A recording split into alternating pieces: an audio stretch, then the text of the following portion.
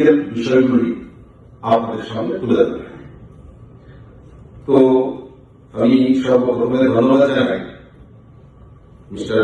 আমাদের ডক্টর দেবব্রত রায়, যিনি director rubber research institute of India director, আর সেটা আমাদের ত্রিপুরার ছেলে হয়েছে, তার জন্য ওনাকে ধন্যবাদ জানাই, কারণ ত্রিপুরার জন্য উনি কিছু করতে পারেন। আর সৌভাগ্য বা দুর্ভাগ্যবশত আমিও মেম্বারের পার্লামেন্ট আছি, তো হঠাৎ করে একদিন আমার একটা অ্যাপয়েন্টমেন্ট এসেছে, আমিও রাবার বোর্ডের ডাইরেক্টর আমাকে নিযুক্ত করা হয়েছে। তো আমিও এত কর্মব্যস্ততা ছিলাম যে এই রাবার বোর্ড নিয়ে কিছু চিন্তা ভাবনা করার একটা সময় আমি করতে পারিনি। যাই হোক, আপনাদের দেখে আমার খুব ভালো, আপনাদের কিছু সাজেশন থাকলে আমাকে দিতে পারে এবং কিভাবে এই ত্রিপুরার রাবারকে আরো বেশি করে আমরা আপনাদের সামনে টেকনিক্যাল বিষয়গুলি আপনাদের সামনে তুলে ধরব। তো আমি সর্বপ্রথমে ধন্যবাদ জানাই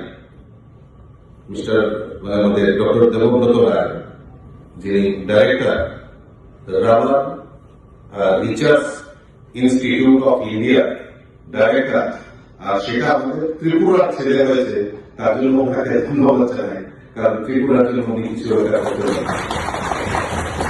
আর সৌভাগ্য বা দুর্ভাগ্যবশত আমিও মেম্বারের পার্লামেন্ট আছি, তো হঠাৎ করে একদিন আমার একটা অ্যাপয়েন্টমেন্ট এসেছে, আমিও রাবার বোর্ডের ডাইরেক্টর আমাকে নিযুক্ত করা হয়েছে।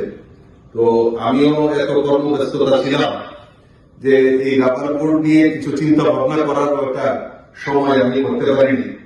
যাই হোক, আপনাদের দেখে আমার খুব ভালো, আপনাদের কিছু সাজেশন থাকলে আমাকে দিতে পারে এবং কিভাবে এই ত্রিপুরার রাবারকে আরো বেশি করে আমরা আপনাদের সামনে টেকনিক্যাল বিষয়গুলি আপনাদের সামনে তুলে ধরব।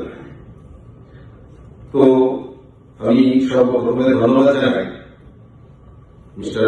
আমাদের ডক্টর দেবব্রত রায়, যিনি director rubber research institute of India director, আর সেটা আমাদের ত্রিপুরার ছেলে হয়েছে, তার জন্য ওনাকে ধন্যবাদ জানাই, কারণ ত্রিপুরার জন্য উনি কিছু করতে পারেন।